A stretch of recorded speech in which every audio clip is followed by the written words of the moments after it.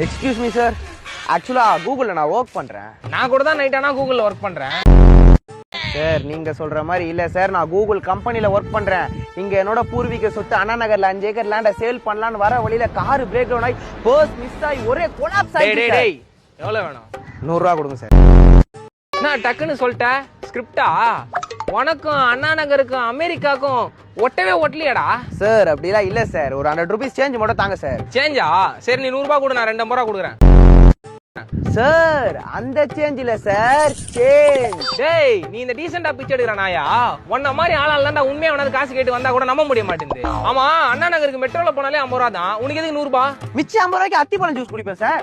டேய் அது உன் காசுல குடிக்கணும்டா. உன்னை யாரும் பெத்தெடுக்க என்ன யாரும் பெத்தெடுக்க, ஆனாலும் நீ நான் அண்ணன் நம்பிடா. என்னடா 100 ரூபாய் காசுக்கு என்னென்னமோ பண்ற? சார் நம்ம கிளைண்ட குஷியா வச்சுக்கிறதா சார் நமக்கு தேவையானது கிடைக்கும். நான் உன சிக்கலக்கா பண்ணிட்டா. ஏய் சீ கையறா. இதுக்கு அப்புறம் நீ பக்கத்துல நின்னுந்தா சுத்திக்கறவங்க என்ன லூசு நினைப்பான். என்ன நம்பறா நீ கிளம்புடா. ஐயய்யா நான் 50 ரூபா குடுக்குற. 50 ரூபா தான்டா இருக்குது என்கிட்ட. டேய் இந்த 50 ரூபாய்க்கடா நான் இவ்வளவு நேரம் ஆடலும் பாடலும் நிகழ்ச்சி நடத்திருந்தேன். உன்கிட்ட பேசுற நேரத்துக்கு 5 கிளைண்ட் கிட்ட பேசி 500 ரூபாய் சம்பாதிச்சிருப்படா. சாவுகிறக்கு எனக்குனே வந்து சேரியடா. என்னடா என் காசு வாங்கிட்டு என்னையே கலச்சிட்டு போறான். பர்ஸ் தொலைஞ்சிச்சு. பர்ஸ் தொலைச்சிட்டு சாவுடா சாவுடா சாவுடா.